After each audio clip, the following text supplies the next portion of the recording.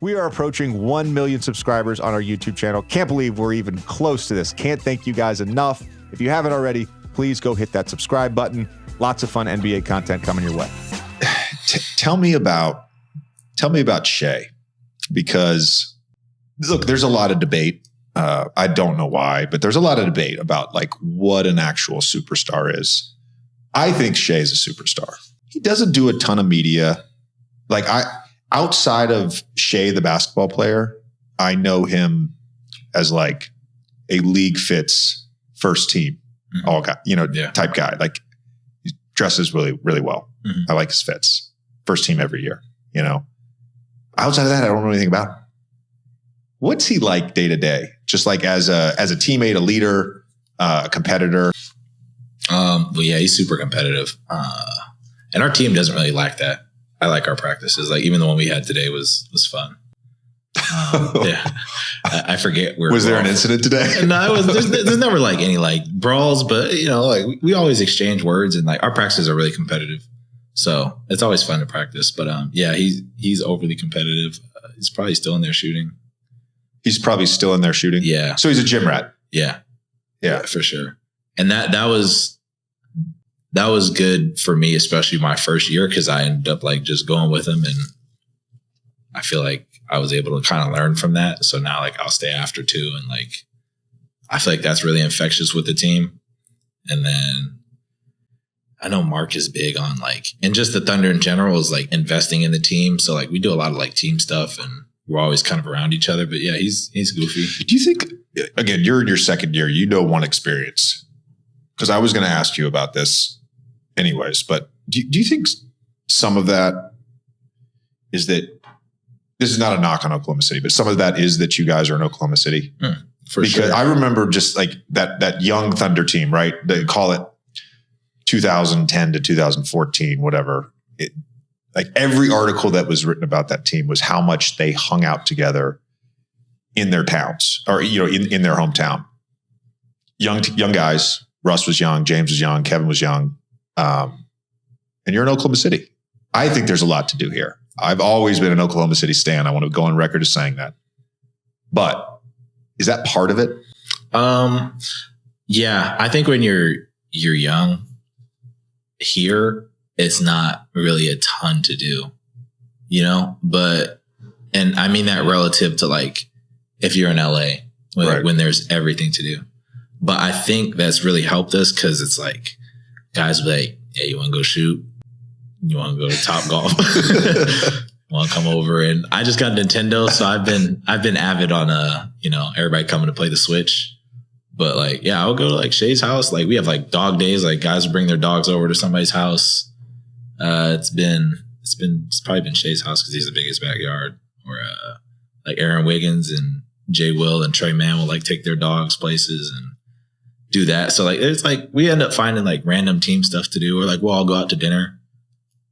Were you aware when probably not because you didn't know who Mark Dagnall was, but no probably not when pre-draft. But were you aware when you got drafted here of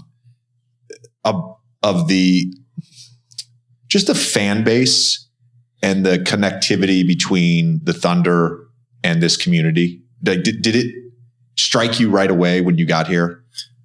When I got here, first, I was extremely excited. Everybody always says, like, I don't know if you've seen it on my TikTok. I have like a video of me, like, I put my phone like while my name is getting called.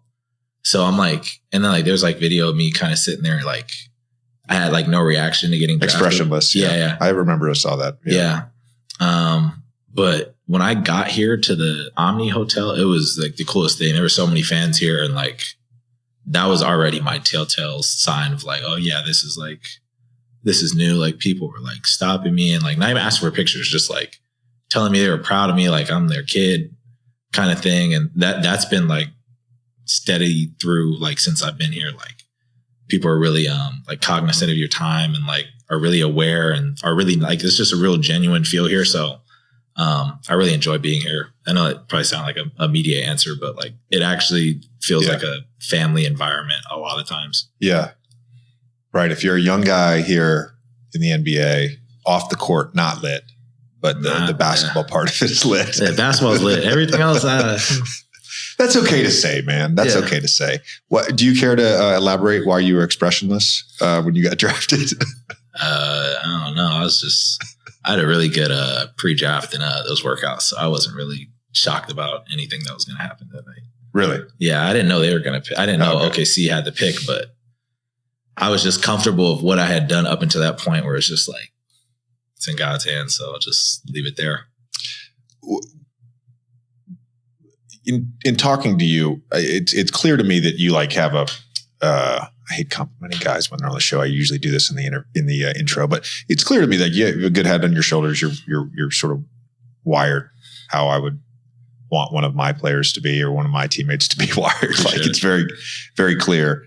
And I'm like, I guess from my own personal experience, like mindset became such a big part of my day-to-day existence in the NBA. I don't want to use like the psychological terms, whether it's like a growth mindset or, trying to be a good teammate or not being complacent and always trying to get better. And I think back to like my rookie year and just the whirlwind that is draft, summer league. And I was hurt and training camp and you're going through everything for the first time. And it's honestly kind of hard to have like a solid mindset because everything's coming at you so fast. Mm. And when you think about your mindset going into your rookie year versus your mindset now going into your second year, coming off first team all rookie team, coming off being second in the rookie of the year vote, like has your mindset changed around both this season, your second year, and potentially even just like your career? Kind of. I think I just got like more mature. And then, I said the word comfortable a lot, but just like, I feel like I'm just more aware of like how the season's supposed to go in regards to like time. And like, I understand like how fast last year went. So I think like this year, a lot of my maturing was like embracing like practices, like where you don't really want to get up or like stuff like that, just because it goes by so fast. Like we're already about to start really playing. So I think, for me, it's just been maturing and like cherishing like little stuff that like we've kind of had like in between up until the season. And then I think the biggest thing still is like understanding ups and downs of the season. What do you mean by cherishing stuff? Elaborate on that. I think you just like the season goes by so fast and you get caught playing so many games. Like you can play 4 games a week for a good stretch. And it's like really easy to forget like little things that kind of happen like in that thing. Like, you can have team dinner in between there and just stuff like that. Like really kind of appreciating that because especially on our team, like I don't think a lot of teams always do that. And I don't think a lot of teams hang out the way we do. And then obviously the nature of the NBA, you just trades, waves, contracts, all that stuff. Like, some of your friends can be gone, tomorrow. So just cherishing that for real. Because the NBA, it's a business. Has anybody ever told you you're an old soul? Yeah. Who's told you that? My parents.